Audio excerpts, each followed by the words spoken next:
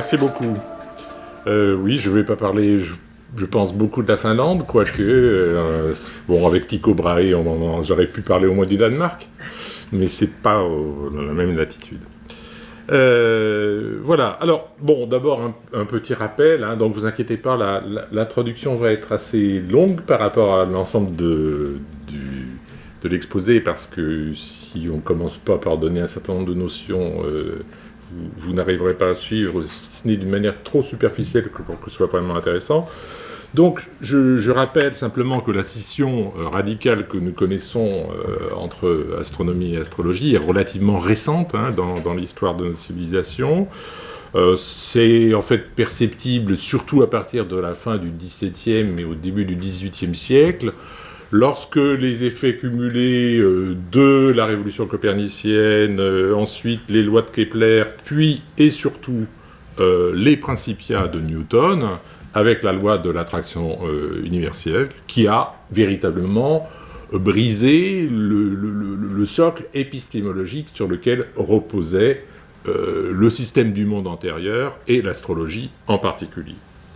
En Orient comme en Occident, au Moyen-Âge, on est donc dans un système tout à fait différent, où le monde a été créé par Dieu, mais pour l'homme, où l'homme est au centre du monde, et où la Terre est, elle aussi, au centre de ce monde.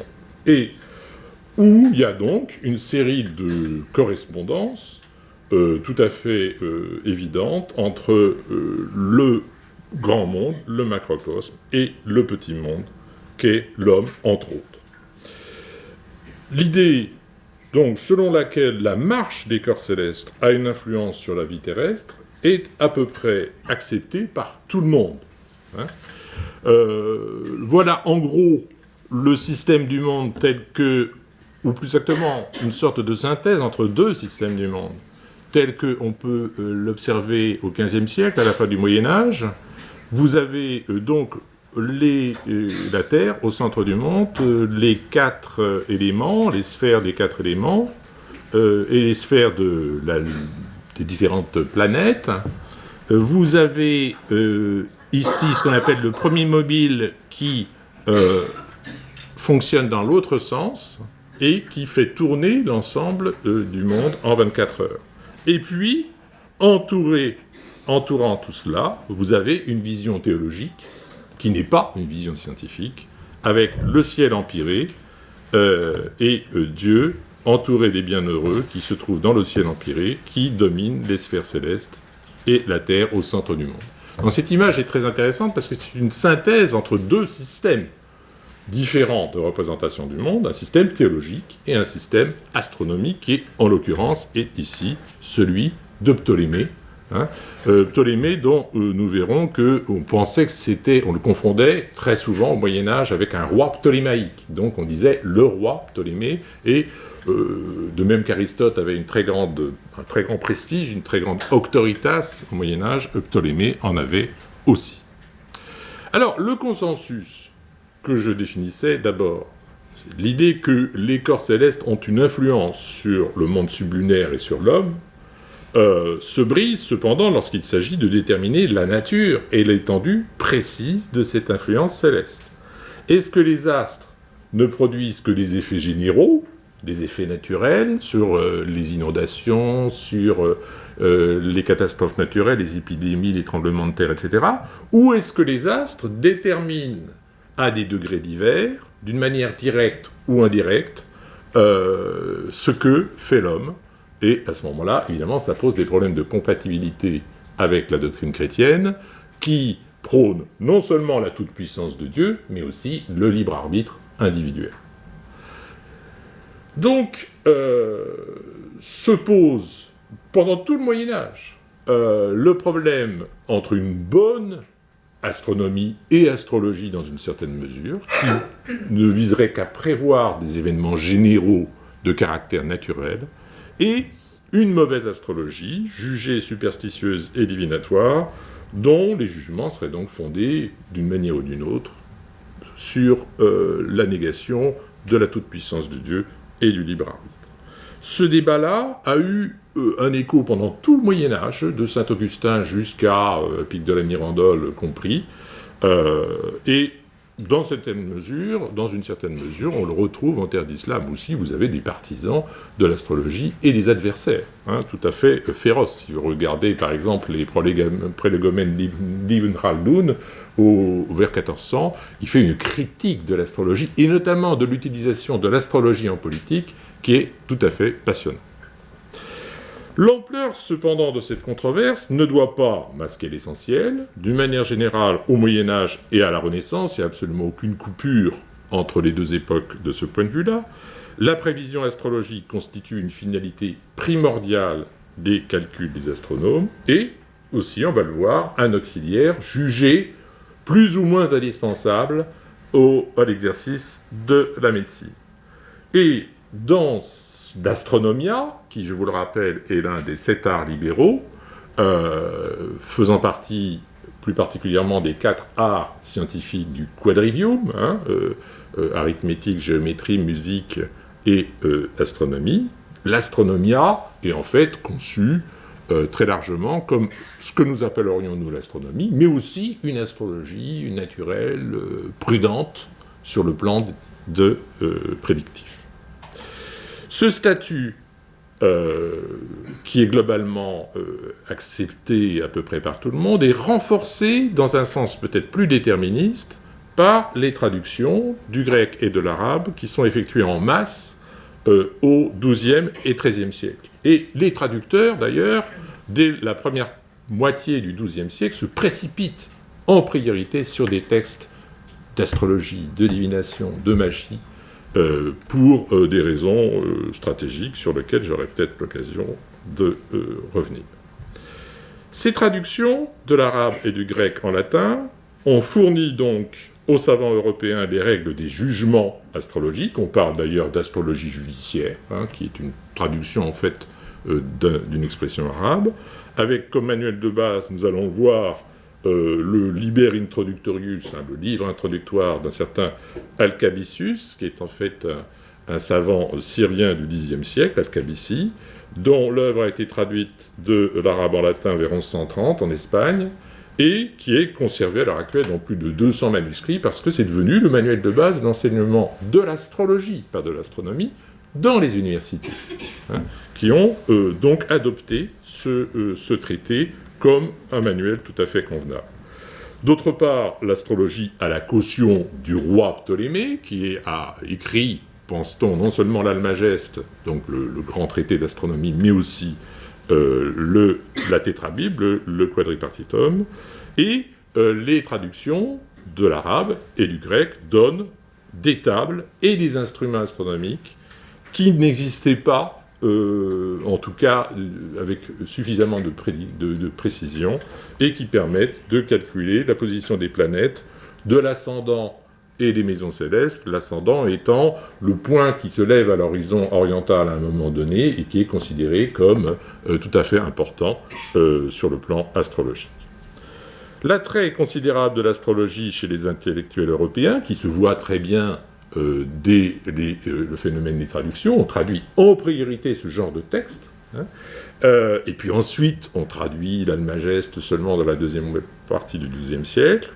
Cet attrait considérable déclenche plusieurs réactions de l'Église, notamment à Paris en 1270-1277, mais l'activité des astrologues, on peut le dire, se poursuit de plus belle.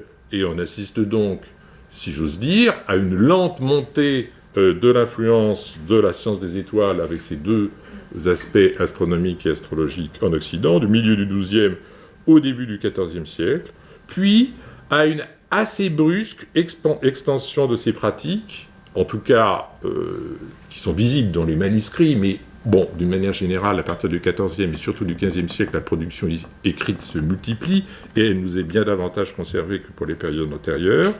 À partir de 1320 en particulier, du fait notamment de l'utilisation de nouvelles tables astronomiques, les tables dites alphonsines, parce qu'elles sont attribuées au roi Alphonse X de Castille, qui sont adaptées par des astronomes parisiens dans les années 1320 et qui sont diffusées ensuite dans toute l'Europe et qui vont dominer l'astronomie européenne jusqu'à Copernic et même au-delà. Et qui améliorent, disons pour simplifier, les possibilités techniques de l'art de prédire, sachant qu'il y a aussi une demande sociale fort importante. Alors ici, vous avez un exemplaire, non pas d'un traité d'astrologie, mais d'un traité d'astronomie, le plus célèbre, l'Almageste, dans un exemplaire de la traduction arabo-latine de Gérard de Crémone, copié au début du XIIIe siècle, qui a ensuite appartenu au Collège de Sorbonne. Vous voyez qu'à la Sorbonne, on étudiait l'astronomie et aussi l'astrologie dans une moindre mesure, même si c'était un collège de théologie.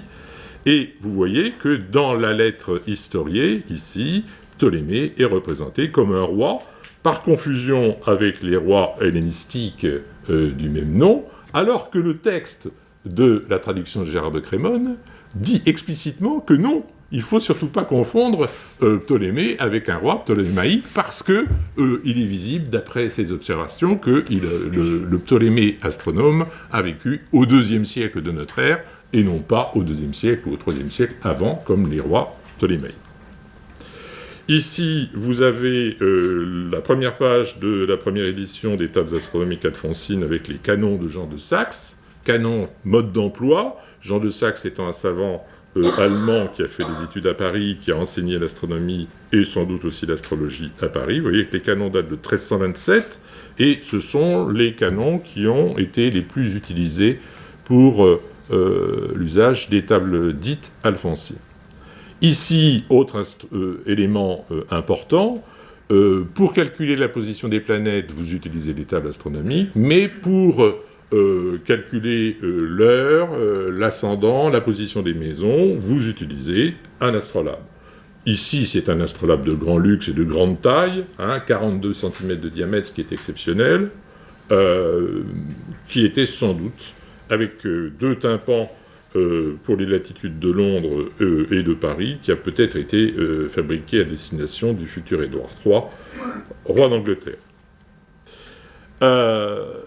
Alors, le problème de la précision des calculs astronomiques et astrologiques est considéré par certains historiens, il y a toute une polémique là-dessus, comme l'une des motivations, d'une manière générale, des progrès de l'astronomie, mais plus particulièrement, c'est la couverture du livre de Robert Westman en 2013 qui évoque cette problématique. Vous voyez le titre, comme un élément essentiel de motivation de la révolution copernicienne d'une manière générale. Copernic lui-même on n'a aucune trace, comme quoi on n'a aucun élément qui permet de dire qu'il était lui-même passionné par l'astrologie. Mais on sait que quand même il avait dans sa bibliothèque des livres d'astrologie, et surtout il a suivi des cours à Bologne dans sa jeunesse, avant de revenir à Cracovie, des cours dans l'université de Bologne, où on donnait des éléments non seulement d'astronomie, mais aussi d'astrologie. Ici, vous avez la première page donc, du manuel d'Alcabisius avec le commentaire du même Jean de Saxe, vous voyez, qui a fait donc des canons sur les tables astronomiques alphonsines en 1327 et 4 ans plus tard, qui fait un commentaire du Liber Introductorius d'Alcabisius. Et c'est donc dans ce manuel que vous avez les quelques notions de base de l'astrologie qui permettent d'avoir déjà un premier vernis de savoir astrologique qu'on trouve aussi dans le Quadripartitum de Ptolémée, mais d'une manière plus complexe. Les propriétés, les valeurs des signes du zodiaque, certains sont, ils sont répartis selon les quatre éléments, ils sont masculins et diurnes, ils sont féminins et nocturnes, il y en a certains qui sont dits mobiles, fixes et communs, et donc cette durée potentielle influe sur la durée des phénomènes censés être prédits. Vous avez les propriétés et valeurs des planètes. Saturne est une planète maléfique, masculine et diurne. Jupiter, bénéfique et diurne. Mars, maléfique. Le Soleil, bénéfique en aspect, mais maléfique en conjonction. Vénus est bénéfique et nocturne, la Lune est bénéfique, et Mercure est une planète ambivalente. Elle garde cette symbolique, d'ailleurs, dans l'astrologie encore à l'heure actuelle,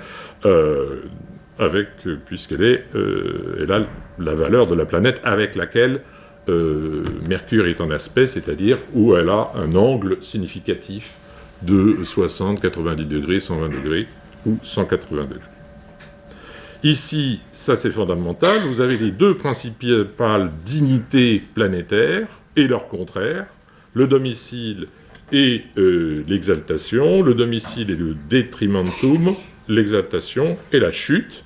Et vous avez ici, dans ce traité, attribué à un certain Georgius Otorus Zaparus Fabulus, inutile de vous dire que c'est un farceur qui se cache derrière ce nom pseudo-savant. En fait, c'est un résumé en partie d'un traité d'Albumazar, et Albumazar, qui est en quelque sorte le pape de l'astrologie orientale, est ici représenté comme un philosophe dans ce manuel illustré, adressé à l'empereur Frédéric II, le fameux empereur qui était avant tout, comme vous le savez, italien et roi de Sicile, beaucoup plus qu'intéressé par les affaires allemandes.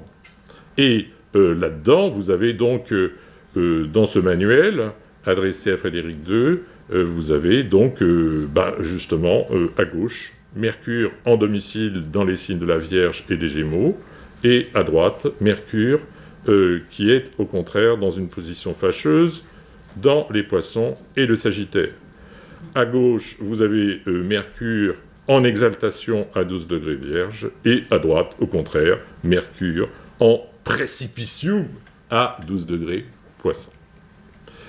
Ici sont figurés, dans ce manuscrit du début du XVIe siècle, 1502, les 12 maisons du ciel. Il faut remarquer au passage que les grandes découvertes sont passées par là, puisque sont représentées et représenter l'Afrique ici d'une façon beaucoup plus complète qu'auparavant on pouvait le faire au XVe siècle. Ici, c'est l'ascendant, qui est la pointe de la première maison du ciel, qui représente la vie du sujet. Ici, la deuxième maison qui représente la substance, les biens du sujet. Ici, la maison représentant les enfants, les parents, les convives, les jeux. Ici, la sixième maison est celle des maladies. La septième maison est celle à la fois du mariage et des adversaires. Et vous voyez deux hommes qui sont en train de s'entretuer de face. Ici, la huitième maison est la maison de la mort, comme vous le voyez. La neuvième maison est celle de la religion. La dixième, celle du pouvoir. La onzième, celle des amis. Et la douzième, celle des ennemis, et là, cette fois-ci, vous voyez quelqu'un qui est en train d'assassiner quelqu'un d'autre par derrière, et non pas de face, comme dans la maison 7, celle des adversaires. Ce manuscrit a été élaboré sous la conduite d'un certain William Parron, qui, comme son nom ne l'indique pas, est en fait d'origine italienne, et qui fait partie de ces astrologues italiens qui sont allés chercher leur bonheur ailleurs qu'en Italie, pour des raisons de concurrence très forte entre les astrologues italiens entre eux. La diapo suivante est tirée d'un ouvrage de Guido Bonatti, qui est un astrologue italien à succès du XIIIe siècle, dans un manuscrit également destiné à Henri VII, un petit peu antérieur, vers 1490, où vous voyez que Guido Bonatti, l'enlumineur de cette lettre historiée, a représenté la naissance du sujet avec l'influence de l'étoile qui va directement jouer un rôle dans la naissance du sujet. Et donc, c'est une illustration très, très claire. Alors, ce traité d'Alcabissus est un manuel de base enseigné, donc, d'abord dans les écoles au XIIe siècle, puis à partir du XIIIe et surtout du XIVe et XVe siècle dans les facultés des arts des universités, mais il ne couvre pas tous les domaines de l'astrologie. Et il s'applique essentiellement aux nativités, enfin aux notions de base, d'une manière générale, et il parle un petit peu des horoscopes de naissance. Et il faut donc avoir recours à d'autres traités plus spécialisés, comme ceux d'Alia Ben Rajel, qui est un auteur arabe qui a été traduit à la cour d'Alphonse X de Castille au milieu du XIIIe siècle, et de Guido Bonatti, dont je viens de vous montrer un extrait d'un traité, pour obtenir des données complètes sur les 3 autres domaines d'application de l'astrologie. Donc, les nativités, c'est le premier domaine. Les révolutions des années, c'est, si vous voulez, les jugements annuels, prédiction de ce qui va se passer dans l'année à partir de l'horoscope de l'équinoxe de printemps et de la lune, de l'opposition ou de la conjonction des luminaires qui s'est produite juste avant. Jugements annuels auxquels sont rattachés les jugements sur les conjonctions planétaires, lorsque 2 planètes ont même longitude, et en particulier les planètes supérieures, c'est un phénomène rare qui est censé être signifiant. Là, Al-Boumazar explique en gros toute l'histoire du monde et des sectes, des religions et des dominations des dynasties par le biais de cette théorie des grandes conjonctions, et jugements annuels auxquels sont également rattachés les éclipses, domaine dont traite également Ptolémée. Donc, nativité, révolution, élection, c'est-à-dire le choix du moment favorable pour entreprendre telle ou telle chose, se marier, fonder éventuellement telle ou telle institution, etc. Et les interrogations, c'est sans doute l'élément qui est le plus proche de la divination et qui était donc jugé le plus problématique pour l'Église, c'est-à-dire des jugements fondés sur le moment précis où une question est posée par le client à l'astrologue. Je vais voir mon astrologue, je lui pose la question, j'ai perdu mon bréviaire, où se trouve-t-il ? Un tel a disparu, est-ce qu'il est mort ? Etc. On trouve ça même dans le manuel d'Alcabisius avec le commentaire de Jean de Saxe, dont je parlais tout à l'heure.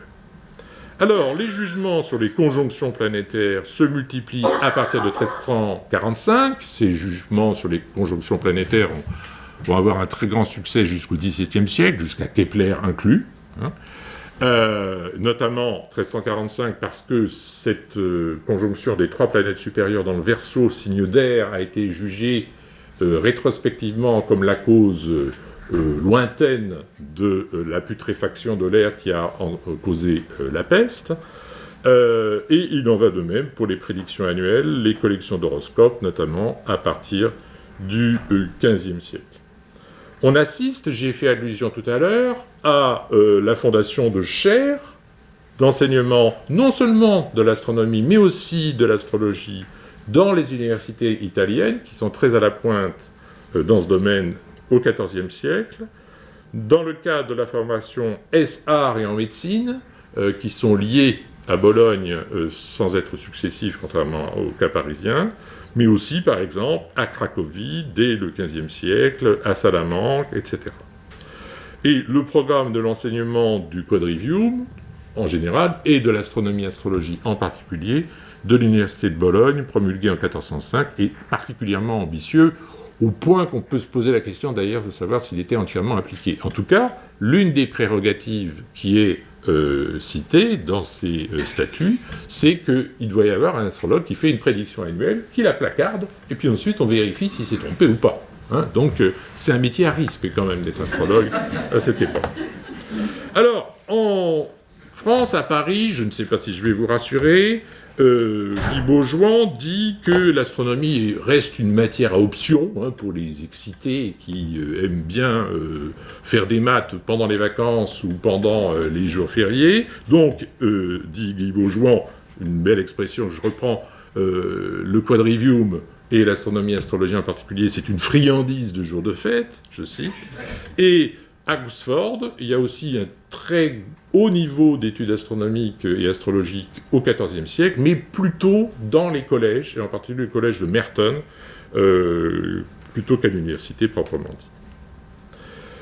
L'astrologie est une science auxiliaire de la médecine, pour la confection en particulier d'almanachs destinés à déterminer les moments favorables à la saignée et à l'administration des purgatives. Vous voyez ici, dans cet almanach médical, pour l'année 1470, les jours FF, avec 2 F, avec un seul, jugés favorables à la phlébotomie, c'est-à-dire à la saignée, et les jours L ou 2L favorables à l'administration de laxatifs.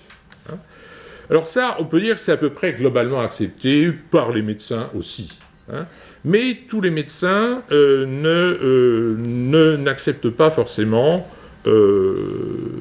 en suivant Avicenne d'ailleurs, une bonne partie des médecins considèrent que l'astrologie, c'est pas pour eux, que leur travail, ça consiste à agir sur les causes proches des maladies, et non pas sur les causes lointaines, qu'elles soient astrales ou divines.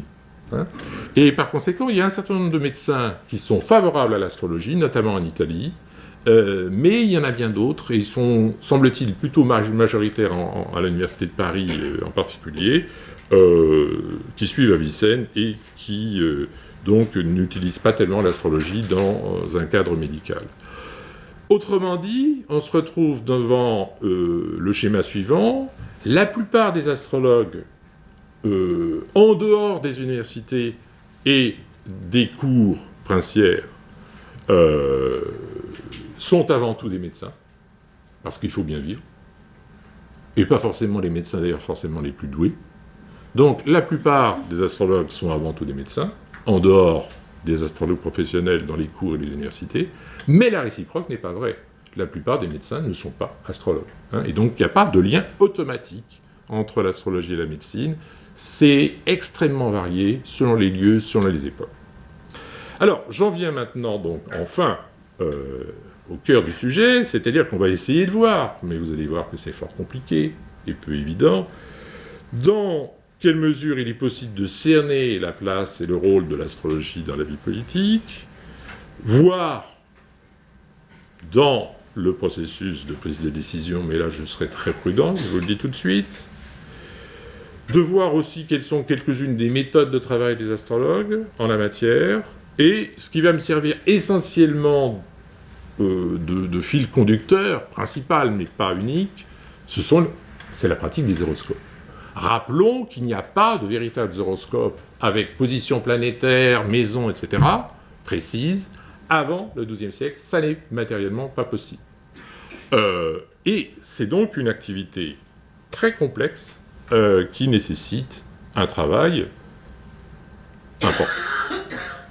Ici, vous avez l'un des résultats du travail d'un astronome-astrologue. Et ce qui est intéressant ici, c'est qu'on est dans le cas tout à fait particulier d'un astrologue londonien qui a des clients dans toute la ville, aussi bien des laïcs que des membres du clergé, et il produit des prédictions annuelles, dont on a dans ce manuscrit Sloane 428 des brouillons, c'est donc très intéressant parce qu'on voit très bien quelles sont ses méthodes de travail. Et ici, vous avez un peu la même chose qu'on a vu tout à l'heure, sauf qu'il ne s'intéresse pas plus particulièrement aux aspects médicaux, par contre il s'intéresse aux aspects politiques. Et il note dans la marge, en voyant ici la configuration astrale que vous avez ici, les aspects, les oppositions, etc. Il note un certain nombre d'événements qui sont produits pendant l'année. On est en pleine guerre des deux roses, et il y a de quoi, évidemment, s'occuper. Et il dresse en bas, nous sommes au mois de juillet 1450, une figura Kelly, un horoscope de l'éclipse de soleil qui a eu lieu pendant ce mois de juillet 1450. Vous voyez, ça c'est un manuscrit de travail d'un astrologue, et c'est fort intéressant. Mais est-ce qu'il y a une dimension politique là-dedans ? Vous voyez qu'en fait, c'est plus un observateur de la vie politique qu'un acteur. Pour ce qui est du cas du Royaume de France, Emmanuel Poul a déjà montré, il y a longtemps, que si on connaît les dates de naissance de la plupart des rois de France depuis Philippe Auguste, c'est au moins en partie à des préoccupations astrologiques qu'on le doit. Mais le plus ancien horoscope de naissance d'un roi de France actuellement conservé n'est pas antérieur à la fin du XIIIe siècle, puisqu'il s'agit de l'horoscope de Louis X, né, figurez-vous, pendant la nuit du 6 au 7 octobre 1289, et on a ici le carré astrologique, mais avec l'ascendant, la position des planètes, etc. Vous avez ensuite tout ce qui peut arriver en fonction de ce qui... Parce que c'est en fait tout un dossier. Hein. Là, c'est l'horoscope de naissance, mais vous avez aussi un certain nombre d'autres éléments. Mais vous voyez, ici, une inscription en hébreu qui dit... Donc, vous avez en latin « figura nativitatis », etc. Vous voyez, il s'arrête au « etc. » Et puis, en hébreu... totalement en dehors, vous voyez, du cadrage du cartouche central, vous avez Tolad Bekar Ben Ha-Melech Sarfati, soit la naissance du fils aîné du roi de France. Hein, et donc c'est Louis X, le fils de Philippe le Bel. L'auteur de cet horoscope, nous sommes à la fin d'un manuscrit qui est un recueil de sermons qui a appartenu à Pierre de Limoges, qui était un théologien et un astronome et médecin français de la fin du XIIIe siècle, qui a légué ensuite tous ses livres au collège de Sorbonne à sa mort en 1306. C'est comme ça qu'on a conservé ce manuscrit, entre autres. Pierre de Limoges, donc, a, semble-t-il, voulu assurer la confidentialité partielle, au moins, de cet horoscope, en utilisant l'hébreu, en raison, sans doute, des brûlantes implications politiques qu'avait ce dossier.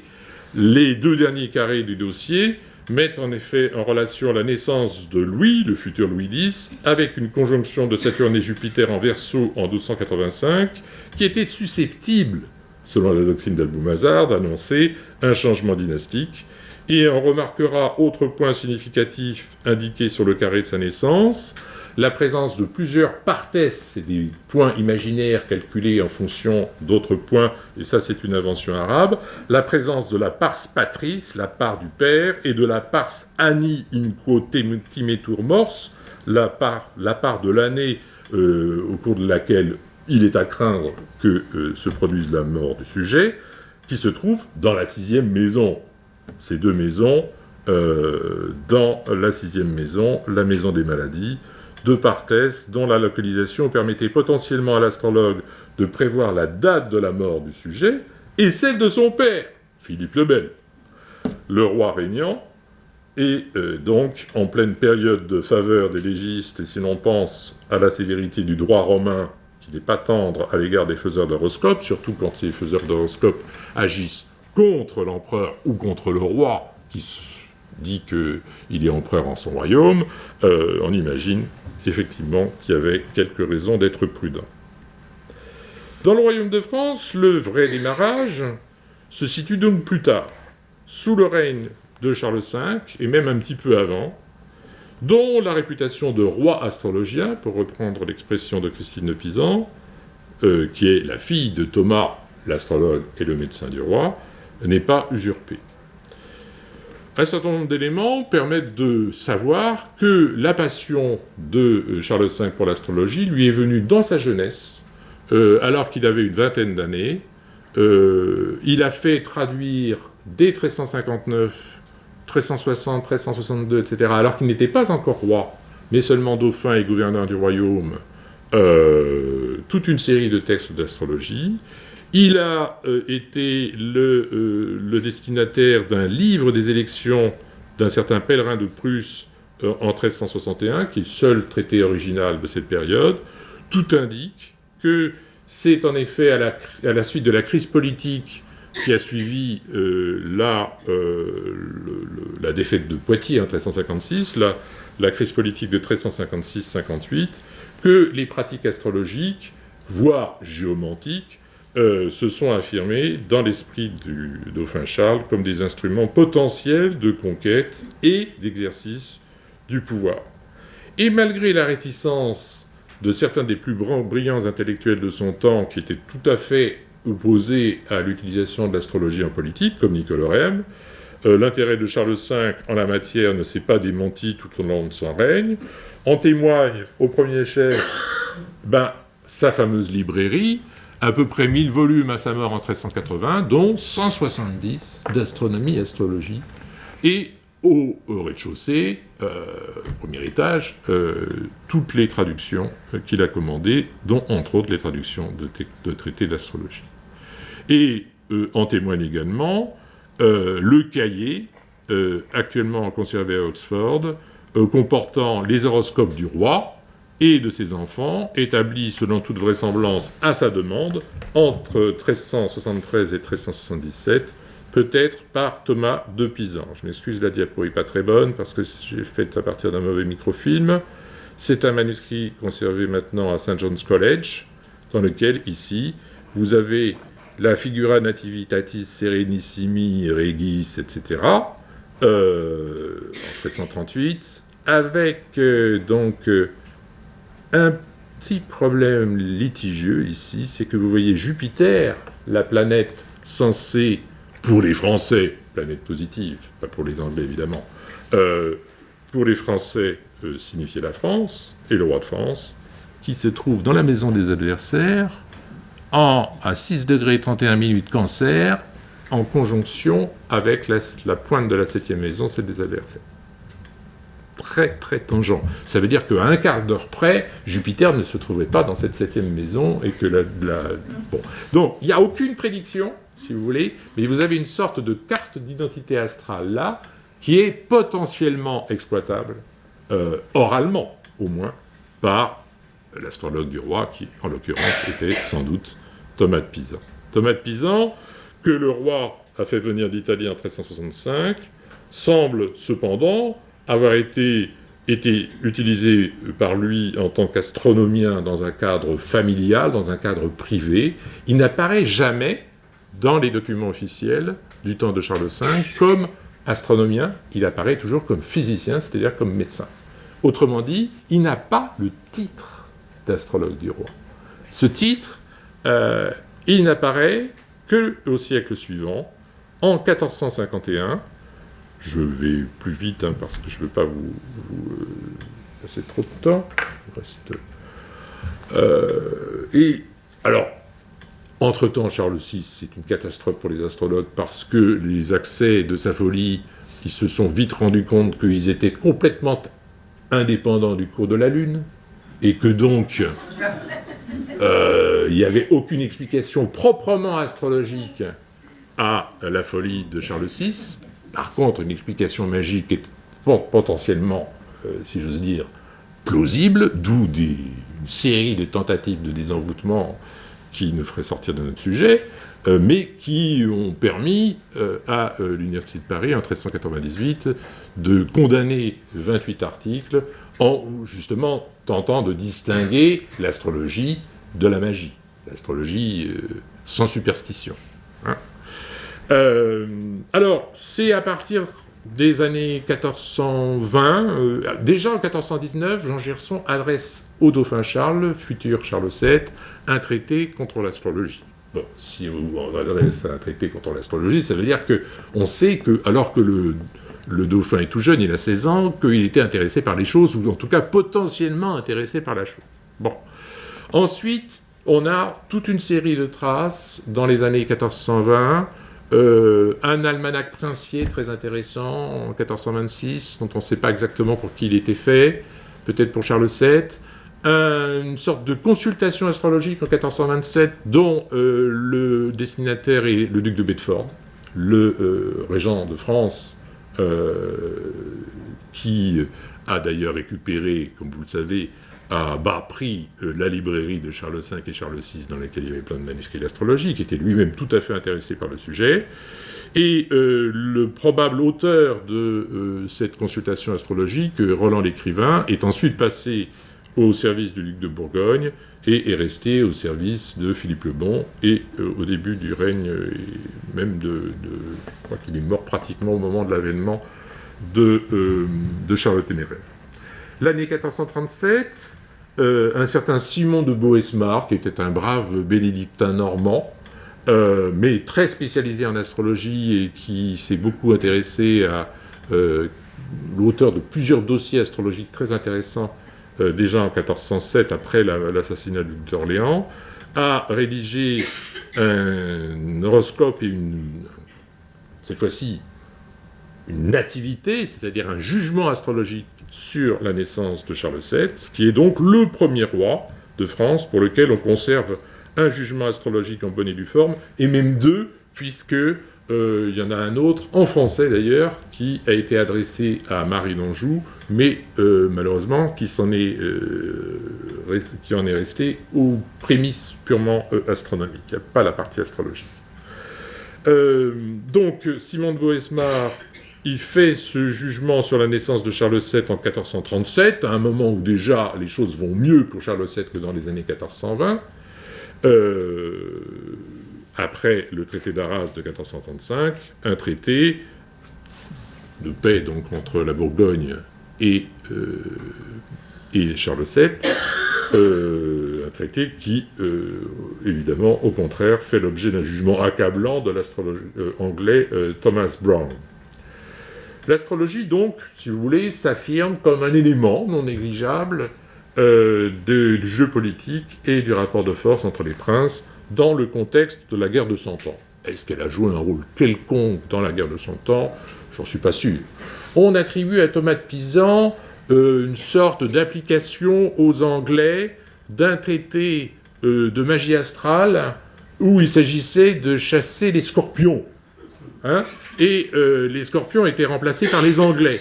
Le problème, c'est quand on fait l'horoscope précis du moment où ça aurait pu se passer, on voit que c'est en 1375, à un moment où les Anglais, pleine période de trêve, donc ça me paraît plus un exemplum qu'un experimentum. Donc, Thomas de Pisan, d'ailleurs, Philippe de Mézières disait « Oh, quante fois Thomas de Bologne s'est trompé !» Et effectivement, il est mort en disgrâce en 1386, et cette disgrâce a été un élément important aussi dans la jeunesse de la carrière de Christine, qui est devenue veuve très peu de temps après, et qui a toujours défendu son père, et qui d'ailleurs a beaucoup d'admiration pour son père, et je pense qu'elle aurait bien aimé qu'il lui donne plus de renseignements, y compris sur le plan astrologique. Alors, la présence des astrologues n'est donc officialisée, si j'ose dire, à la cour de France, du moins la documentation existante. Peut-être qu'il y a des documents antérieurs qui permettraient de le dire. Apparaît en 1451 un personnage qui est qualifié du titre d'astrologien du roi, un certain Arnould de la Palud, qui a fait des études à Louvain, une nouvelle université, à Paris, intéressant. Université qui a été fondée en 1425 et qui s'est montrée très vite très ouverte vis-à-vis de l'astrologie, pour faire de la concurrence à Paris, sans doute, d'ailleurs. Et c'est Arnould de la Palud, alors qu'il était qualifié auparavant du titre... D'ailleurs, il a été d'abord l'astrologien de la reine, Marie d'Anjou, qui, si j'ose dire, a, au moins pendant un an, servi, si j'ose dire, de cobaye à son mari. Et il apparaît donc régulièrement en tant qu'astrologien du roi pendant une quinzaine d'années jusqu'à sa mort en 1466. Puis, à partir de 1469, il y a deux astrologues royaux, officiellement stipendiés en tant que tels, et non pas sous le label de médecin, qui apparaissent dans l'hôtel de Louis XI, Jacques Lost, Le Tourangeau et Pierre Chouanet, par ailleurs auteur du Rosier des Guerres, qui est un miroir des princes adressé à la fin de sa vie au futur Charles VIII. Et donc les astrologues semblent, je ne vais pas entrer dans les détails, semblent prendre alors dans la vie politique une place qui ne fait que s'accroître jusqu'à la fin du règne de Louis XI. Et il y a aussi une impressionnante collection d'une 60aine d'horoscopes qui a été étudiée tout récemment, conservée en partie à la BN, mais en partie aussi à Lisbonne.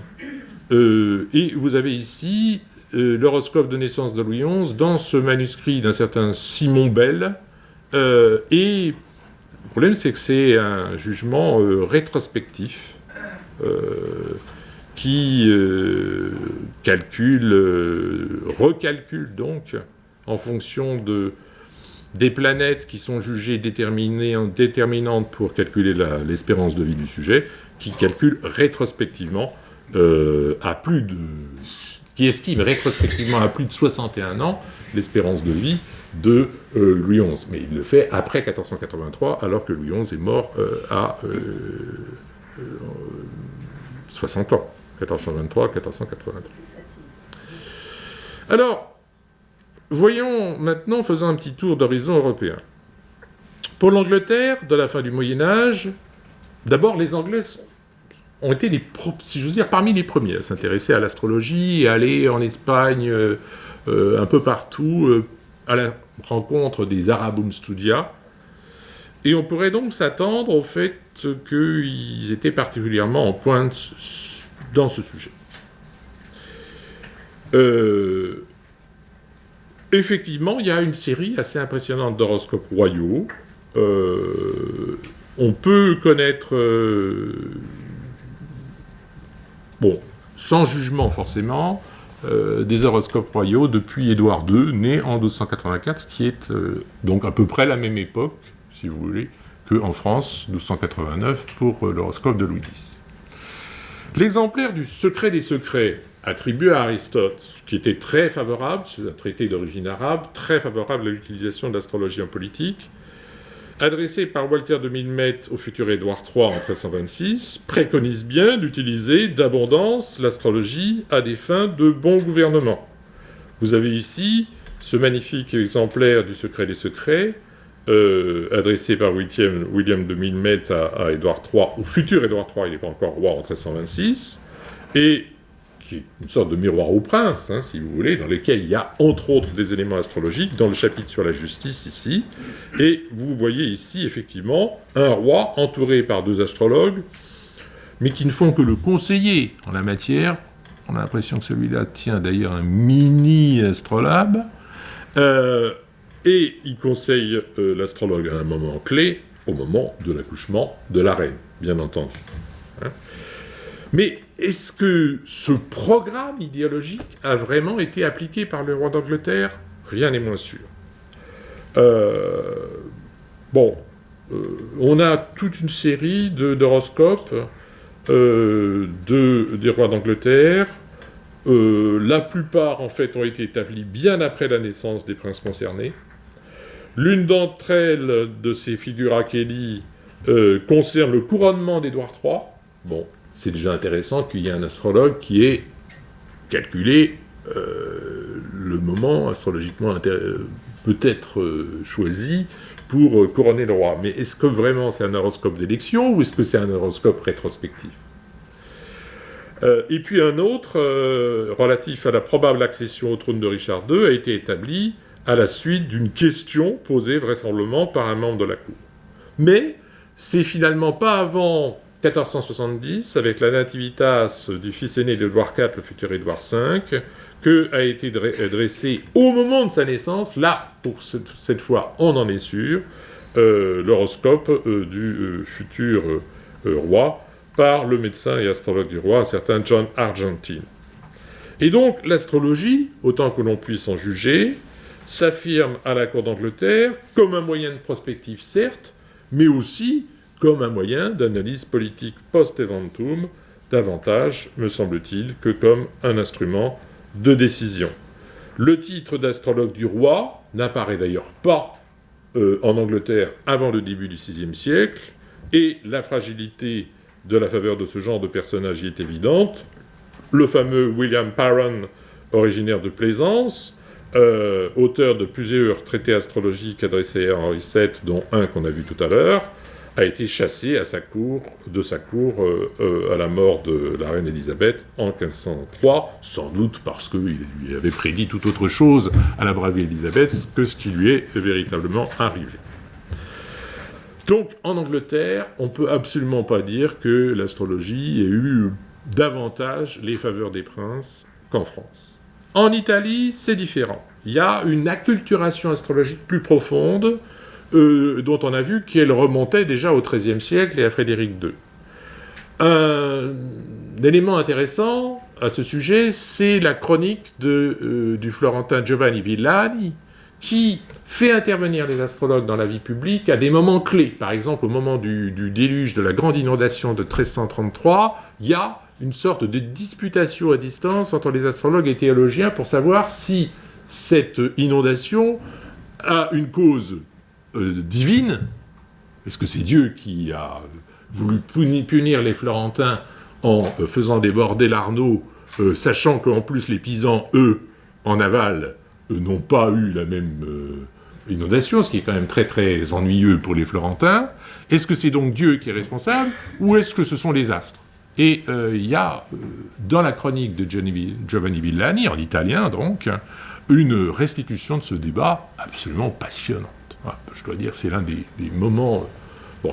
Et puis, on trouve, au beau milieu de la chronique, un horoscope. On ne trouve jamais ça dans une chronique française. Un horoscope correspondant au moment où Louis Ier de Hongrie aurait décidé de son départ pour l'Italie, et de faire donc une descente en Italie pour des raisons politiques. Bon, mais c'est un peu un apax, si vous voulez.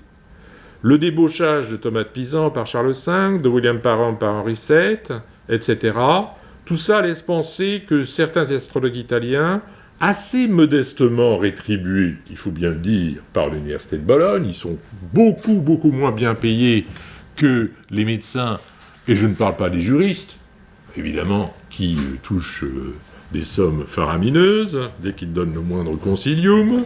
Bref, les astronomes, astrologues de Bologne, ils sont mal payés. Donc, évidemment, le salaire régulier ne dit qu'une partie des revenus précis de l'astrologue en question, mais c'est quand même, sur le plan du prestige, quelque chose d'assez modeste, si vous voulez, par rapport aux médecins et par rapport aux juristes. Hein. Et donc, ils vont chercher leur fortune ailleurs. Et c'est pour ça qu'on les voit arriver en France, en Angleterre, etc. Thomas de Pisan, lui-même, a été professeur d'astronomie et d'astrologie à Bologne avant d'être débauché par Charles V. Alors, par ailleurs, bon, les astrologues italiens, globalement, ne sont pas meilleurs sur le plan de la performance prédictive que leurs adversaires et que leurs concurrents ultramontains. Quant à ce qui se passe en terre d'empire en Europe centrale, on a vu tout à l'heure que Cracovie était, dès le milieu du XVe siècle, un grand centre dans le domaine de l'astronomie et de l'astrologie, et c'est effectivement de là qu'est sorti Copernic. Ça n'est pas un hasard. Copernic, qui est à la fois un enfant de Cracovie, et donc de l'école astronomique de Cracovie, mais aussi de Bologne, où il a fait une partie de ses études. Mais, si vous voulez, en dehors de Cracovie, Vienne, il y a un petit peu d'astrologie étudiée à l'université, etc. Mais là, les hommes de cour qui sont dans l'entourage des princes sont dans une situation pas tellement meilleure qu'ailleurs. Hein. Il y a quand même deux exemples. Deux exemples, c'est Venceslas de Bohême, et Mathias Corvin. Bon, Mathias Corvin, le grand roi de Hongrie, était absolument passionné d'astrologie, d'astronomie, etc. Semble-t-il, a fait établir l'horoscope de fondation de l'université de Pochoni, l'actuelle Bratislava, en 1468, malheureusement par un second couteau qui s'est un petit peu planté dans ses calculs, enfin bref, mais bon, il était vraiment intéressé par la chose, et il est absolument évident, quand on voit sa bibliothèque, qu'il était à peu près au même niveau d'intérêt vis-à-vis de ce genre de sciences que Charles V. Quant à Venceslas, le sujet est très intéressant, parce que Venceslas, si vous voulez, c'est le fils de Charles IV.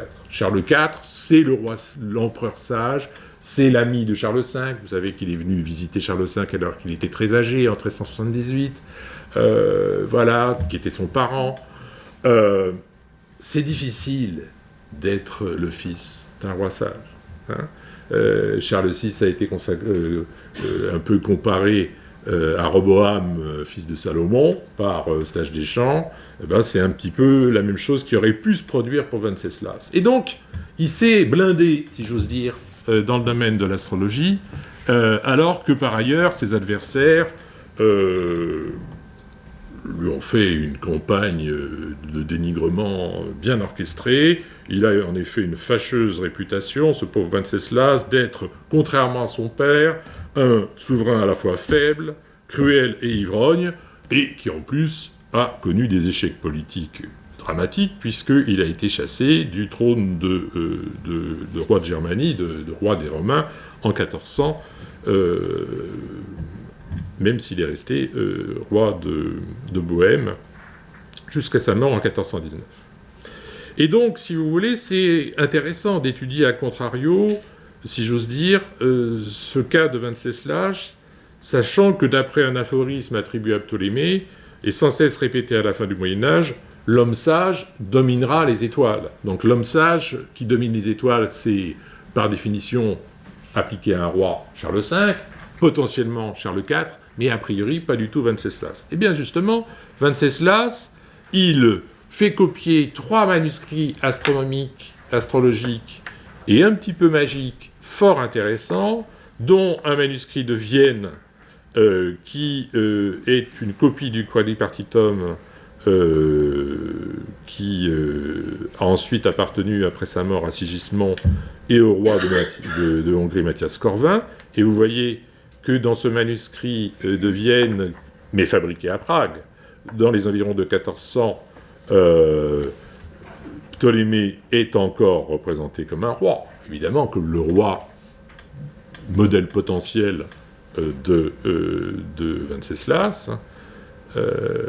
Et puis dans un autre manuscrit, il y a un peu antérieur, 1392-1393, vous avez dans le même manuscrit, c'est tout à fait typique de la culture savante médiévale, des tables alphonsines, voilà, de l'astronomie pure, un traité de divination sur les sorts, un petit peu de magie, un traité sur les constellations tiré de Michel Scott, bref. Et cette cohabitation, je finis par là, entre astronomie, astrologie et magie, se retrouve d'une manière qui est, à ma connaissance, jusque-là passée inaperçue, dans un manuscrit très connu, le manuscrit de Munich CLM 826, lui aussi copié pour Venceslas et achevé peu après 1400, où vous avez la Terre au centre du monde, toute une série d'éléments astrologiques qui sont donnés, mais, vous voyez les signes du zodiaque? Et là, vous avez des caractères qui sont des caractères magiques, des caractères alunaires. Et en haut et en bas, vous avez des grandes notes très complexes qui ressemblent à des notes qu'on utilise dans le cadre d'un art magico-théurgique qu'on appelle l'ars notoria, qui est une sorte de l'art des notes, qui est un moyen magique pour réussir dans ses études, en ayant une sorte de scanner spirituel qui vous permet d'enregistrer, grâce à des prières très longues, tout le savoir potentiellement conservé sur la page. C'est une sorte de magie scolaire, si j'ose dire. Je ne conseillerais pas du tout ça à mes étudiants de CAPES, parce que ça me paraît plutôt plus abrutissant que efficace, mais il est de fait que, par exemple, à Bologne, on voit des manuscrits d'Ars Notoria qui ressemblent à des manuscrits de droit, c'est le même type de mise en page, mais avec des figures angéliques, etc. Il n'y a pas de démon, c'est pas de la magie démoniaque, mais bon. Donc, c'est très intéressant de voir que Venceslas, dans ce manuscrit qui est un frontispice, dans le frontispice de ce manuscrit, vous avez donc un pense-bête astrologique, mais appuyé aussi sur une signification cachée, magique. Et on sait que ce codex de grand luxe et de grande taille, 46 cm sur 34, a été élaboré sous la conduite d'un astrologue de cour connu sous le surnom de Terzixco. Alors, on ne sait pas exactement ce que ça veut dire, mais j'ai cru comprendre que ça voulait dire petit gros, quoi, le petit gros. Qui s'est d'ailleurs fait représenter au centre de l'enluminure du folio 8 recto, le voilà, ici, au centre du monde. Donc c'est pas la Terre au centre du monde, c'est pas l'homme en général qui est au centre du monde ici, c'est l'astrologue. L'astrologue de cour dont on se moque, mais en même temps qui se représente comme le nombril du monde. Et effectivement, Terzixco, ça fait référence à l'abdomen, etc. Enfin, c'est quand même assez intéressant sur le plan symbolique. Et donc, si vous voulez, en plus il y a une roue de fortune absolument extraordinaire qui montre un roi qui, je l'ai pas là, mais qui montre un roi, et vous avez donc Regnabo, un roi accroché à la roue de fortune. Regnabo, je régnerai. Regno, je règne. Regnawi, j'ai régné. Et puis en bas, le pauvre roi sans couronne qui est écrasé par la roue de fortune. Sum sine regno, je suis sans royaume. Hein. Or, en 1400, c'est exactement ce qui arrive à Venceslas, puisqu'il est déposé par les grands électeurs de sa couronne de roi des Romains, hein, ce qui est quand même assez intéressant. Donc, un contexte politique difficile qu'il fallait surmonter et dans lequel l'astrologie était une alliée potentielle, en même temps que peut-être un divertissement de cour, hein, parce que quand même la roue de fortune, la divination par les sorts, tout ça, est-ce que c'est vraiment si sérieux ? Est-ce qu'il y croyait complètement ? Le problème de la croyance, c'est un problème très complexe. En tout cas, on ne peut pas, me semble-t-il, ne pas faire le parallèle avec Charles V. Le jeune Charles V, le futur Charles V, qui s'intéresse à l'astrologie dans un contexte de crise politique, cette fois-ci pour conquérir le pouvoir et pour essayer de le conserver. Richard II, lui aussi, dont on connaît le destin tragique, était tout à fait dans la même lignée. Et donc, ça n'a pas empêché, comme vous le savez, d'avoir un destin désastreux. Donc, non déplaise au secretorum du pseudo-Aristote, à ses adeptes et au miroir au prince qui s'en aspirent, l'usage de la science des étoiles à des fins politiques ou guerrières, ce que recommande expressément le secret des secrets, n'est pas forcément un gage de réussite. Mais disons que ça a bien mieux réussi à Édouard III qu'à Venceslas, sans que, bien entendu, on puisse apparemment l'attribuer forcément au roi.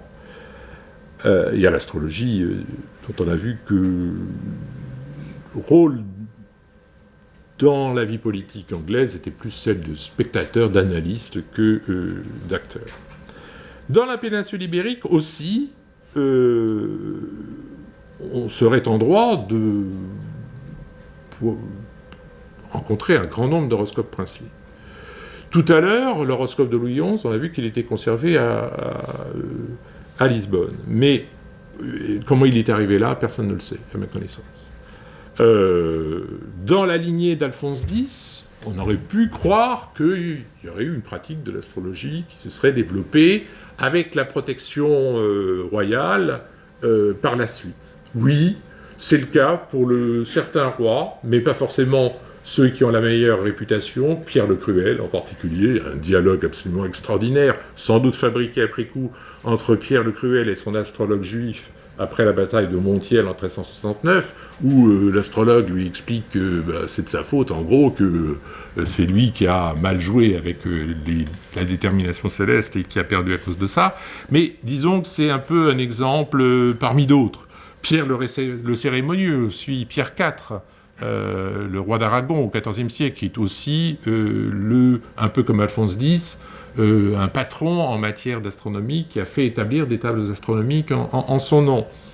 Tout ça avec des astrologues chrétiens et juifs. Hein. Le métier d'astrologue, c'est risqué. Le métier de médecin, c'est risqué. Le métier de chirurgien, c'est risqué. Jean II d'Aragon, lorsqu'il se fait opérer la cataracte en 1468, emploie un astrologue juif. Et comme ça marche, avec l'œil droit, il voudrait bien se faire opérer l'œil gauche. Mais l'astrologue juif, pas fou, lui dit « Oula !» il lui dit « Ça n'est pas possible avant 12 ans. » C'est-à-dire un rythme complet de la révolution de Jupiter. Inutile de vous dire que, bien entendu, l'autre lui a mis un couteau sous la gorge, qu'il a été obligé, quelle que soit la considération astrologique qu'il invoquait, d'opérer Jean II d'Aragon de l'œil gauche, et que ça a marché. Comme ça pouvait marcher à l'époque, hein, c'est-à-dire qu'on a simplement abaissé la cataracte et que... Enfin bon, il était tout content parce qu'il était devenu quasi aveugle. Bon, tout ça, ce sont un peu des exemples là, mais est-ce que ce sont des expérimentats ? Est-ce que ça relève vraiment d'une pratique courante, etc. C'est pas évident. L'infant Henri, dit le navigateur, a rédigé lui-même, paraît-il, un traité d'astrologie aujourd'hui perdu. Par contre, lorsqu'on lit la chronique de Guinée de Gomèche et Anèche de Zurara, qui expose les différentes causes de la vocation de découvreur de l'enfant Henri, il en trouve la clé, in fine, dans l'inclination des roues célestes et dans un commentaire circonstancié de son horoscope de naissance. Alors ça, j'ai voulu ça parce que c'est... Aussi, veux-je dire ici, donc c'est Zurara qui parle, veux-je dire ici vous dire comment l'aiguillon d'une influence naturelle inclinait également ce glorieux prince, il s'agit donc de l'enfant Henri, vers les choses qu'il a accomplies. Sous-entendu, sponsoriser les découvertes portugaises à la côte occidentale de l'Afrique. Et la colonisation aussi. Et c'est parce que son ascendant fut le bélier, qui est le domicile de Mars et l'exaltation du soleil, et son seigneur dans la 11e maison, la maison des amis, où il est accompagné du soleil. Et parce que le 10 mars était en Verseau, qui est le domicile de Saturne, et qu'il se trouvait dans la maison d'Espérance, la 11e aussi, cela indiquait que ce prince s'efforcerait de réaliser de nobles et puissantes conquêtes, et notamment de rechercher les choses dissimulées aux autres hommes et demeurer secrètes, conformément à la qualité de Saturne, dans le domicile duquel il se trouvait. Et le fait qu'il était accompagné du Soleil, comme je l'ai dit, et que le Soleil était dans le domicile de Jupiter, cela indiquait que tous ces commerces et toutes ces conquêtes seraient loyalement accomplis et selon la volonté de son roi et seigneur. D'accord, mais enfin, ça, c'est un horoscope rétrospectif, évidemment. L'astrologie fait donc partie intégrante de l'arsenal idéologique destiné à justifier, a posteriori, les découvertes maritimes et l'expansion commerciale et militaire de la couronne portugaise. Comme vous le savez sans doute, Christophe Colomb s'intéressait aussi beaucoup à l'astrologie dans une perspective au moins eschatologique, d'attente de la fin des temps. Il a lu les traités de Pierre d'Ailly sur la trilogie concernant la théologie, l'astrologie et l'histoire, l'a annoté en marge, ou c'est son frère, on n'est pas absolument certain, et ça a été l'un des éléments qui l'a déterminé dans la méthode Coué qui a été la sienne pour aller visiter les Indes en passant par l'Ouest. Donc, en guise de bilan, je me contenterai de 4 remarques. D'abord, si on prend comme baromètre les horoscopes, le bilan est très clair. Quelques horoscopes princiers et de nature politique au XIIe, XIIIe, une flopée au XIVe, XVe, qui semble témoigner, même s'il y a un effet de source dont il faut se méfier, de une motivation forte des princes et aussi, sans doute, un résultat de l'amélioration dans les possibilités techniques de l'art de prédire. Bon. Deuxième remarque, qui modère un petit peu cette impression, la plupart de ces horoscopes sont des fiches techniques, un peu comme l'horoscope de Charles V d'ailleurs, dépourvus de jugement astrologique, destinés à laisser une large part à une interprétation orale dont nous avons perdu la trace, et qui peut être éventuellement contradictoire. Il y a un miroir au prince adressé en 1425 à Charles VII, qui lui conseille d'avoir non pas ni deux, mais 5 astrologues. Bon, inutile de vous dire qu'il n'y a jamais eu 5 astrologues ensemble, sauf peut-être à la cour de Jean II de Bourbon. Mais bon, une prédiction écrite, approfondie. Parfois, nous avons même des prédictions qui font plusieurs dizaines de folios, exige un labeur beaucoup plus long et semé d'embûches pour lequel l'astrologue est en droit d'attendre une rémunération qui n'est pas à la portée de toutes les bourses. Les astrologues de cour sont donc, dans une certaine mesure, des instruments de prestige, des signes de luxe, de magnificence, dont peuvent ne bénéficier d'une certaine manière, et en tout cas d'une façon permanente, que les princes les plus aisés et les plus motivés. Un nombre important de ces horoscopes sont rétrospectifs et la grande majorité d'entre eux sont relatifs à la naissance et à la révolution de la naissance du prince et de ses proches.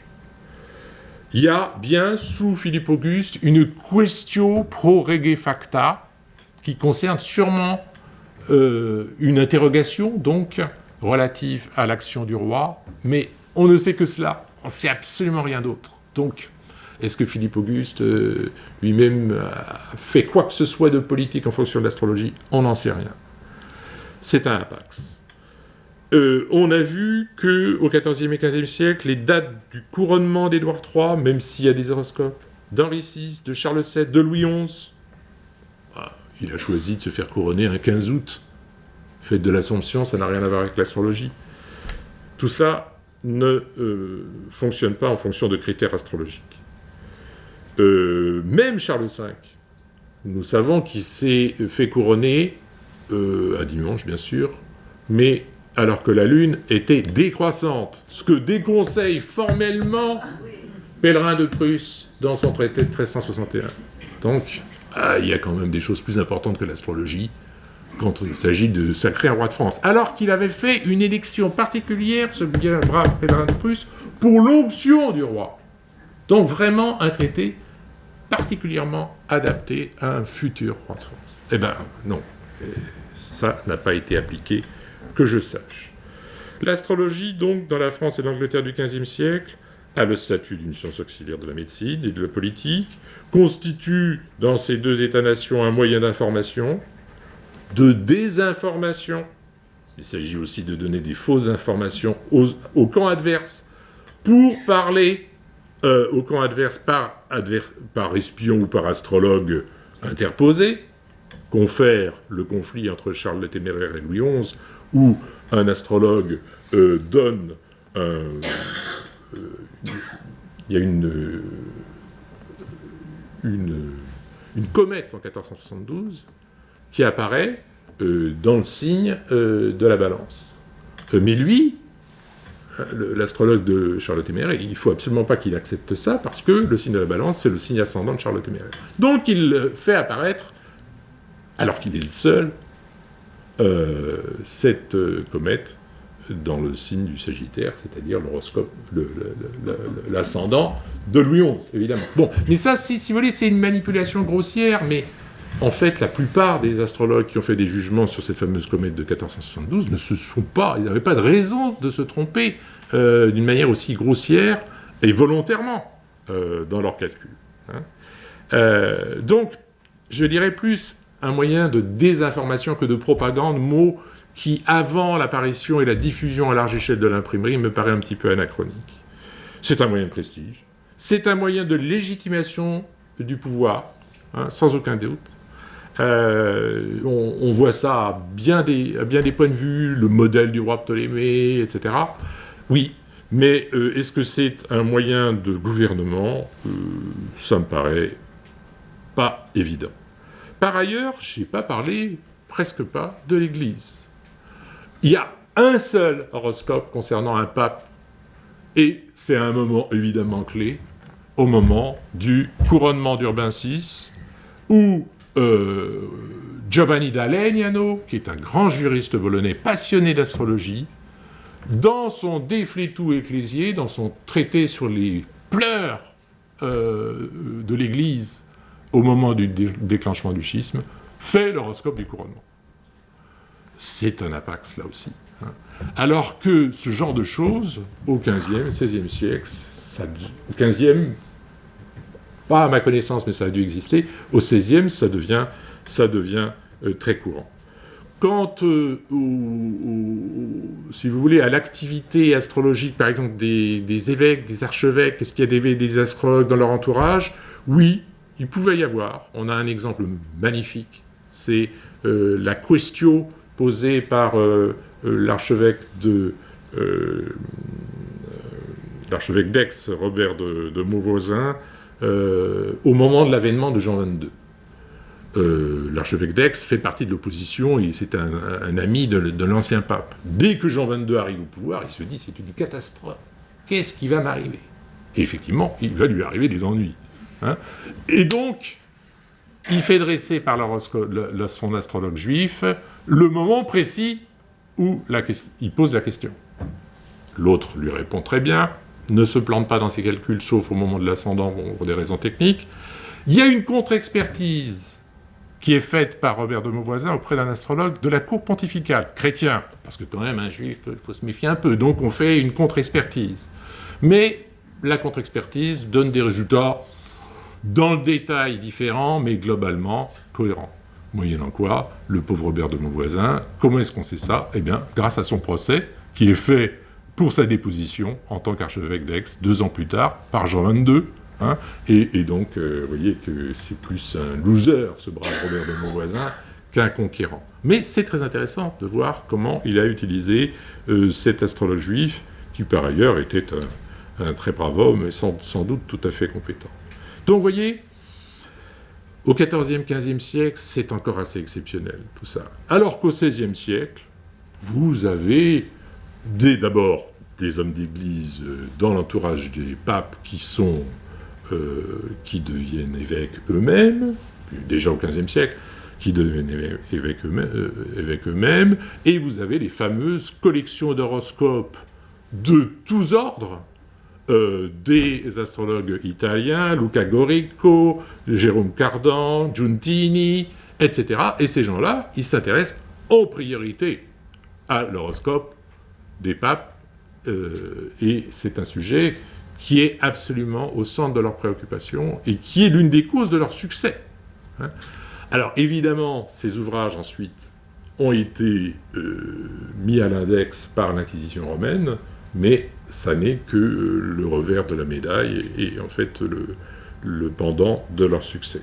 Et donc, la civilisation du Cinquecento, le XVIe siècle, apparaît bien, de ce point de vue, comme un relatif âge d'or de la promotion socioculturelle, voire politique, des adeptes de la science des étoiles. Mais rappelons que Nostradamus n'a jamais été officiellement l'astrologue de Catherine de Médicis. Hein. Donc il n'y a pas eu, finalement, le fait qu'il y ait un astrologue de cour en France, d'une manière, voire deux, qui soit payé en tant que tel, c'est un peu une parenthèse qui se situe entre 1451 et 1499. C'est finalement une période assez courte. Voilà, je vous ai peut-être un peu déçu, mais vous auriez bien aimé que les astrologues aient plus d'influence.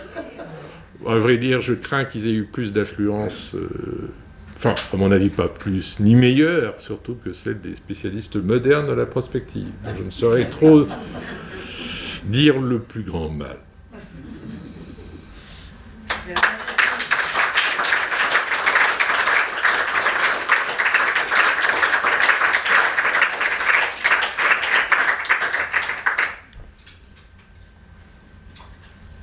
Merci beaucoup, Jean-Patrice. Vous avez profité de la présence de Jean-Patrice pour lui poser toutes les questions qui vous traversent l'esprit.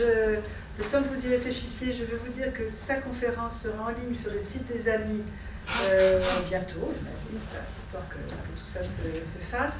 Et puis remercier Hélène et Evelyne qui a dû filer pour avoir organisé toute cette... surtout Evelyne qui a dû filer. Qui a dû filer, toi aussi tu as beaucoup fait. Et il faut encore un grand merci à Jean-Patrice. Moi j'ai une question. Tu es un astrologue? Moi? Oui. Ah, je suis obligé. Si vous voulez, on ne peut pas s'intéresser de près, de première main à ces gens, sans... Alors, moi-même, j'y crois pas. Je ne crois pas à l'astrologie, je le dis tout de suite. Hein. Mais, premièrement, en tant qu'historien, j'ai un certain respect pour leur pratique, leur activité. Bon, je n'ai aucun mépris. Vous voyez bien que j'ai quand même pas mal d'ironie et d'humour, heureusement. Mais je n'ai aucun mépris pour eux. Mais leur système du monde correspond à celui de l'époque, si tu veux. Et puis, par ailleurs, en tant qu'historien, j'essaie d'être à la fois internaliste et externaliste. Il y a beaucoup d'historiens qui, y compris sur ces sujets-là, ne rentrent pas dans la technique, fuient la technique. Je reconnais que c'est un investissement lourd. Mais si vous n'entrez pas dans la technique, vous ne pouvez pas démontrer quoi que ce soit de sérieux. L'affaire tout à l'heure, par exemple, de la comète de 1472. Bon, si vous voulez, si vous ne voyez pas quels sont tous les éléments Si vous ne connaissez pas quel est l'ascendant de Charles le Téméraire et de Louis XI, vous ne comprenez rien du tout à cette prédiction, et vous jugez... vous voyez ? Donc, une histoire purement externaliste, qui ferait une sorte d'histoire socio-culturelle globale. En plus, ce sont des gens très individualistes. Vous voyez, celui-là qui fait sa pub à sa manière, en se faisant représenter par des miniaturistes de très grande classe au centre du monde. C'est quand même... Il y a un certain sens de la publicité. Hein. Voilà. Donc, non, c'est pas... Je suis agnostique en matière d'astrologie. Je suis athée pour la proposition 51 du Centiloquium du pseudo-Ptolémée, à savoir que la position de la Lune au moment de la naissance, c'est la même que la position de l'ascendant au moment de la conception. Parce que ça, j'ai vérifié avec la naissance de ma fille que c'est faux. Mais tout le reste...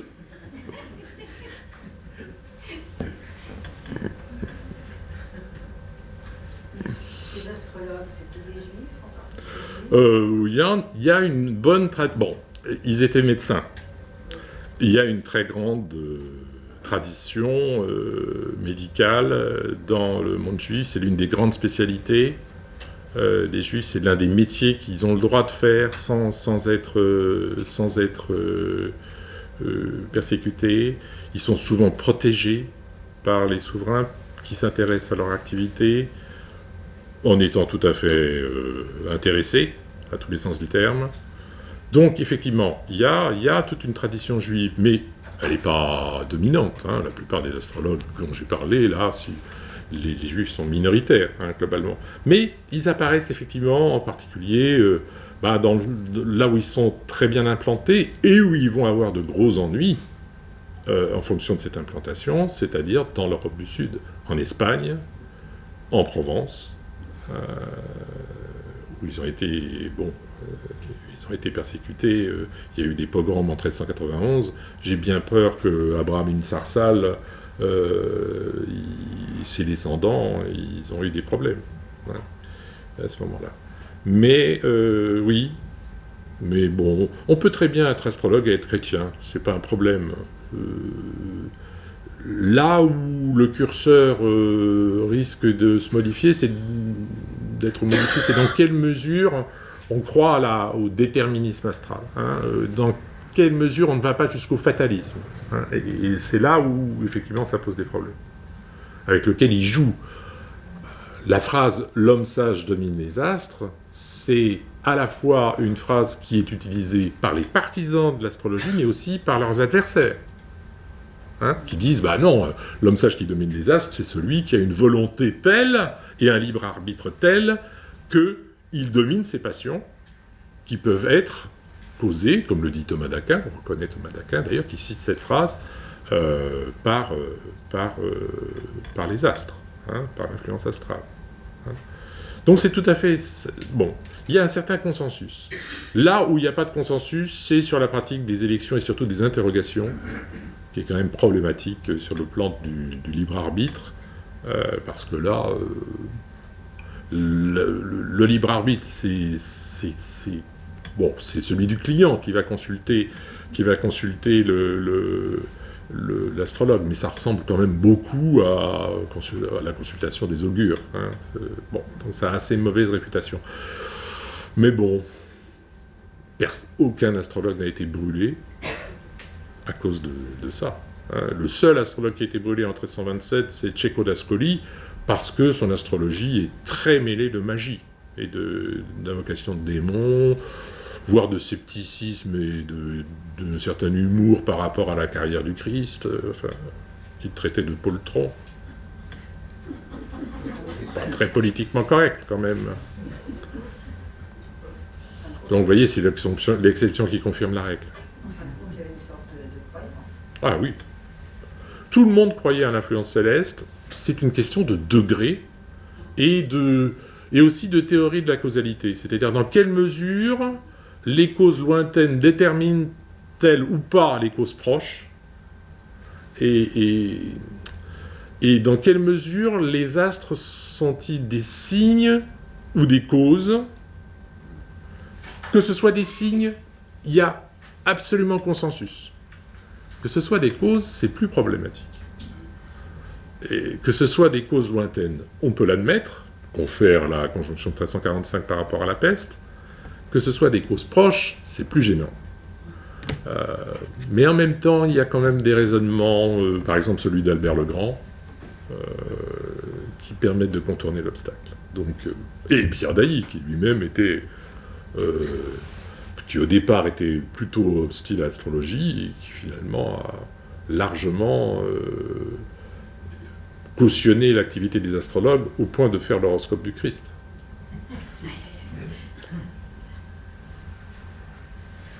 Est-ce qu'on a une idée des pratiques et des croyances populaires dans ce domaine?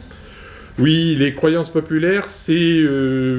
bon, si vous voyez, il y a une croyance commune dans l'influence astrale qui se reflète par la littérature sur la Lune, l'influence de la Lune. Tout ce qui relève de l'influence de la Lune, et des... Bon, alors là, il y a... Mais ça remonte au Moyen-Âge, si vous voulez. C'est pas spécifique, si j'ose dire, de l'époque que j'étudie. Il y a une croyance commune dans une astrologie au moins lunaire et solaire, lunisolaire, disons, qui est partagée aussi bien par les gens du peuple, semble-t-il, d'après ce qu'on peut en savoir, que par les élites, entre guillemets. De même qu'il y a une croyance commune dans la magie défensive au moins, protectrice. C'est moins évident pour la magie offensive. Voilà. Donc tout ça, c'est aussi une question de morale. Hein. Le problème est de savoir si la fin justifie les moyens. Et ça, c'est un vrai problème. Est-ce que des moyens limitent moralement, par exemple l'utilisation de la magie pour désensorceler Charles VI, peuvent être utilisés à des bonnes fins? Et voilà. Bon, mais ça concerne plus la magie que l'astrologie. L'astrologie est moins en cause du point de vue de la problématique de la fin et des moyens. Par contre, sur le problème du signe et de la cause, alors là, oui. Et en plus, il y a une sorte de fusion entre le signe et la cause. Hein. C'est la cause, le signe en tant que cause, en fait, qui apparaît très largement. Les astrologues sont très malins, hein. Et donc, ils emploient énormément un vocabulaire de type sémiotique. Signifie, significaré. Hein.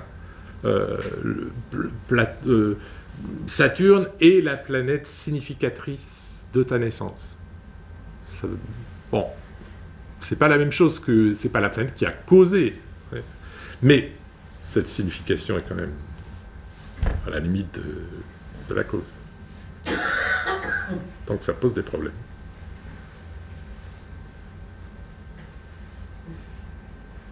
Je reviendrai bien sur l'histoire du déterminisme et du libre arbitre.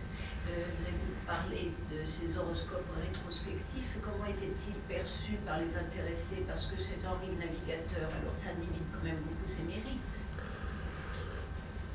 Non, parce qu'il faut profiter de... si vous voulez, dans les manuels même d'astrologie, notamment le Centiloquium, hein, qui a largement attribué faussement à Ptolémée, qui est aussi très très diffusé, qui est en fait un traité grec qui est passé par l'arabe, qui a été... Bon, voilà. Il y a l'idée aussi que l'âme sage domine les astres, si vous voulez. Et donc, ils s'en tirent en disant, ben oui, mais... le sage, c'est celui qui profite d'une manière intelligente du déterminisme astral et qui ne subit pas l'influence des astres d'une façon passive. Et donc, c'est celui, il y a l'idée du semeur, du séminator, si vous voulez. Le sage, c'est celui qui, comme l'astrologue, va profiter des éléments positifs dans son ciel de naissance pour faire des choses bien et éviter, grâce, entre autres, à des astrologues, de faire des choses qui sont néfastes. Donc non, Henri Navigateur, je ne sais pas s'il a lu Jourara rétrospectivement, ça m'étonnerait, mais je crois qu'il n'aurait pas du tout été vexé par cette interprétation qui est très politiquement correcte. Même si elle nous semble déterministe et réduire le libre arbitre du dit navigateur, qui n'a jamais navigué d'ailleurs.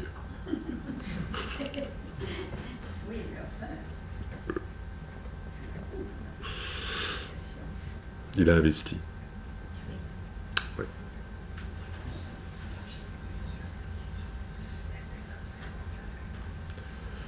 Non, je crois que l'astrologie, tout le monde l'acceptait sur le plan général.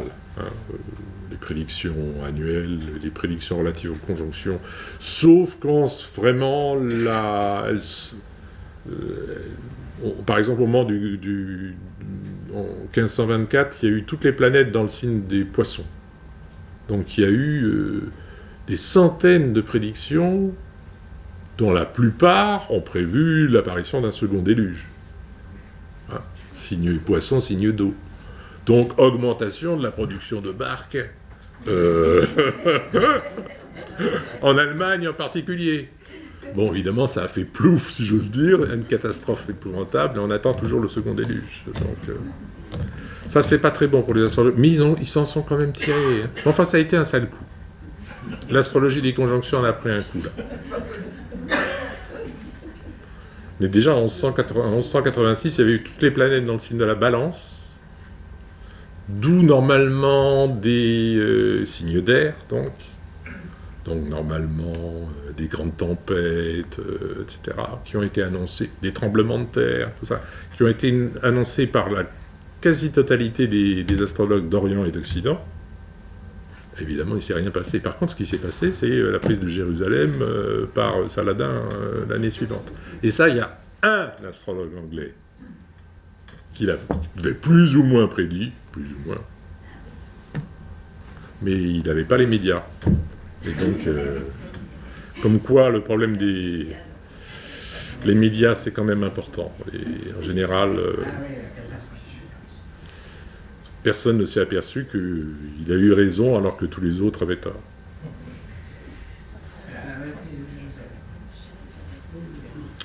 Il n'est pas fait en son pays. Et les alchimistes, est-ce qu'ils tenaient compte de l'astrologie ? Oui, mais c'est pas systématique. L'alchimie, c'est une activité qui est apparue en Occident pile au milieu du XIIe siècle, en tout cas des traités d'alchimie. Il y a sans doute des alchimistes, peut-être, plus ou moins, mais c'est une activité savante qui est apparue au milieu du XIIe siècle. Oui, enfin, il y a des connexions possibles. Il y a notamment des moments astrologiquement favorables pour entreprendre une action alchimique. Mais dans le sens inverse, est-ce que les alchimistes... Alors, les astrologues tiennent compte de l'intérêt que peut représenter l'alchimie, mais est-ce que les alchimistes tiennent compte de l'astrologie ? Oui, il y a toute une symbolique astrologique, bien sûr. Mais dans le détail, non. Les traités d'alchimie, il y a peu d'astrologie. Peu. Non, les choses sont assez compartimentées de ce point de vue-là. Parce qu'ils tenaient compte quand même de pas mal d'influences planétaires quand ils réalisaient leurs travaux. Alors, on a quelques exemples. Thomas de Pisan, par exemple, s'intéressait à l'alchimie aussi. On sait qu'il s'y intéressait. Bon. Voilà. Je ne peux pas en dire beaucoup plus.